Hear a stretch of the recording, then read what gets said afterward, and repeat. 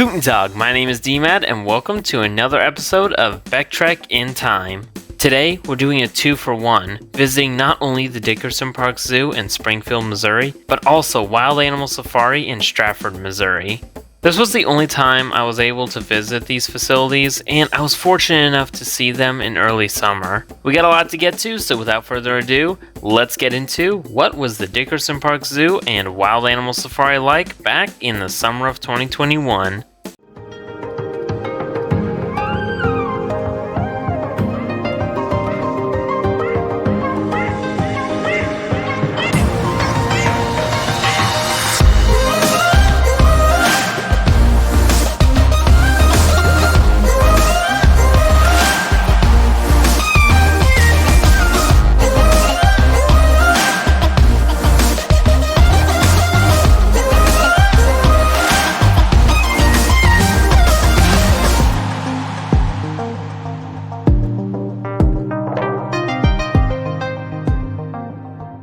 When you first enter the park, on your right you see a couple of South American monkeys. This leads you to their massive South American section. This was one of only a few South America dedicated sections that I've seen. Here you see rheas, maned wolves, and a walk-through aviary with flamingos, spoonbills, and canoers.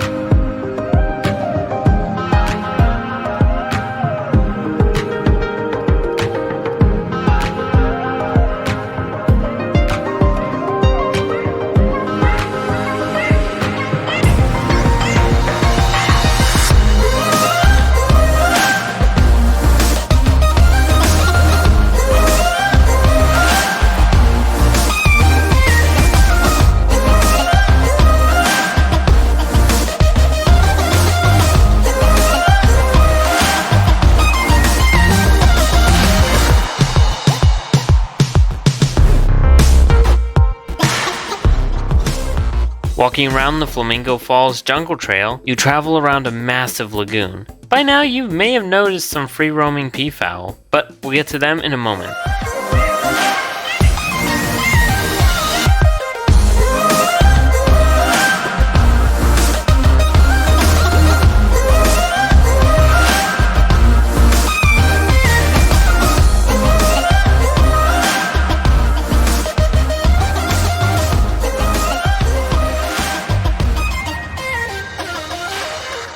On the other side of the water, there is a group of Chicoan peccaries, spider monkeys, macaws, as well as a little family of mallard ducks with babies.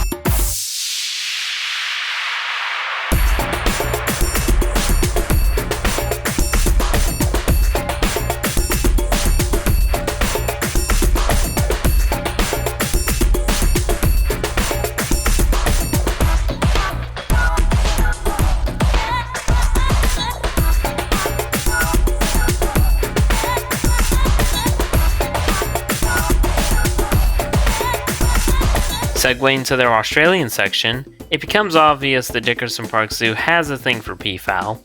They are a self-maintaining population who may or may not fall into the lion enclosure from time to time.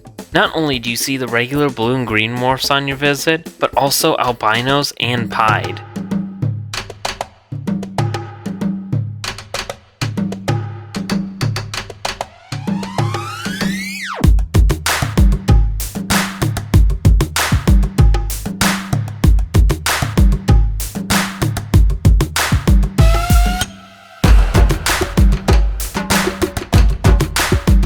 After seeing a few of the Australian birds, as well as some free-roaming chickens, you go up a ramp to see their cheetahs and ostriches. They may seem a bit out of place considering what we're about to see, but we'll get to them in a bit.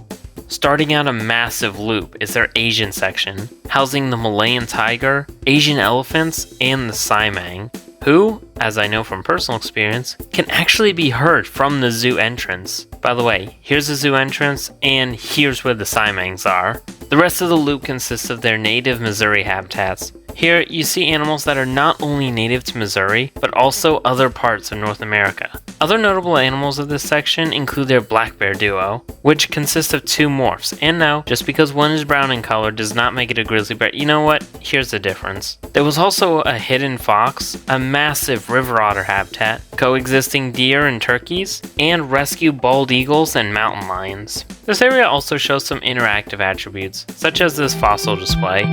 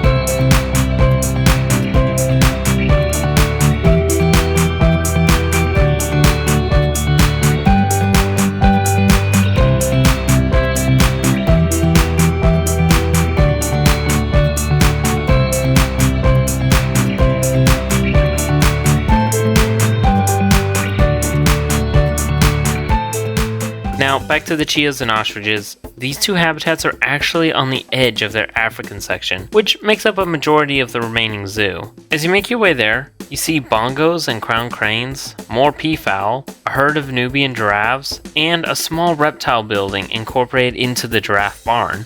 As is zoo tradition, you also get a chance to feed the herd. As I learned from one of the feeding station attendants, the giraffes actually can get pretty noisy. Also, because of a sloped habitat, one of the giraffe yards was actually empty and instead was being cared for by this goat from the petting zoo, just because the male giraffe is getting older and the slope is hard on his legs.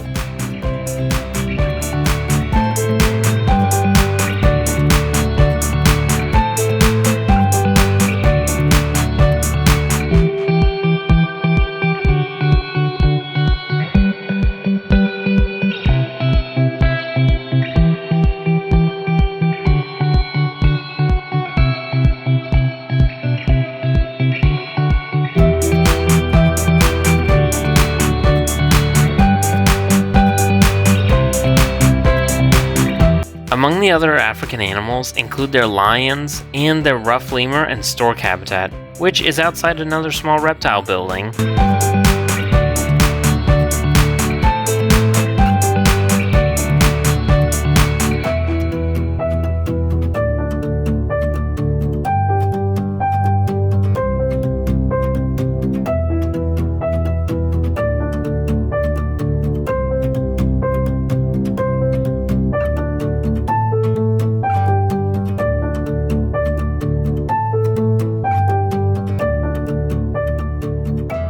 Next to their king vulture habitat was their diversity of life building, home to reptiles and amphibians from the deserts, rainforests, and even the valleys of the Ozarks.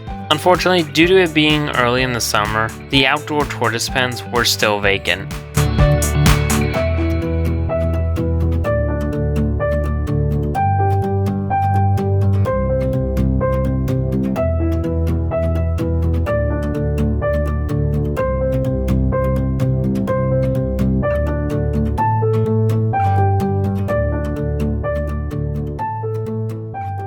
While the Dickerson Park Zoo was extremely enjoyable, after finishing it, the day was still relatively young. Thus, I began searching for another wildlife attraction near the area, where I found the Wild Animal Safari. I didn't film much here, and like every other zoo in this series, I do need to make a return visit.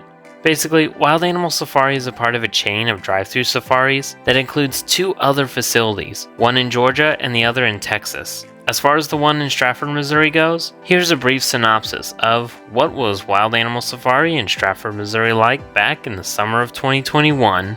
The walkthrough section was iffy in my opinion. As always, correct me if I'm wrong about any of this in the comments. While I did like the tiger, livestock, and giraffe habitats, and the smaller cages were decent, I was never a big fan of their primate care. There was also a reptile building that I completely missed. Moving on to the drive-thru section, this is where the safari really excels. Separated into different pastures and built into the woods and hills, each habitat has numerous herbivores, from wild goats to bison to zebras, llamas, wildebeest, and more. Towards the beginning, you also see their wolves, hyenas, and bear habitats. All in all, while there were parts I did disagree with, Wild Animal Safari does have its strengths, and I do want to revisit it when it gets warmer, of course.